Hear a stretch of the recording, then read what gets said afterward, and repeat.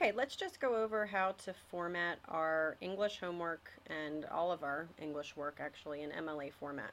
I just have a Word document open and I'm going to pretend I'm like you guys, and I've just sat down to start my homework, say for vocabulary sentences for Unit 4. Okay, the first thing I want to do is make sure my font is right. Okay, the font for MLA format is Times New Roman 12 point, so I'm going to make sure that those two are selected.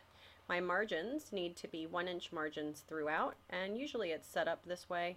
Sorry, I'm going to font. So if you go to page layout and then to margins, you can see here that this is selected 1-inch margins.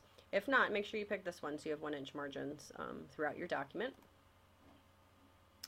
And then I'm going to go back to the home menu and make sure that my spacing is correct. You can do that in a couple of different ways. Some people like to double check that things look okay here first. If you go into the paragraph menu, you're going to get rid of, a lot of times the default is to add space after each paragraph. You want to change that number to 0, and then you want double spacing here, and then click OK. Alright, so if I were to start typing, I'll make up a funny name. Say this is my student name, and then your teacher's names, and then English 9, followed by the date. Remember, it's the number of the day, followed by the month and the year, with no comma.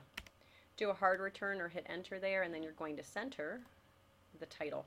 If we're working on creative writing or expository writing, we want to create a creative title for that will lead us, or lead your reader to want to read about your topic. But for basic homework and stuff, you can just keep it pretty simple. So you can put Unit 4 vocabulary sentences, and that's fine.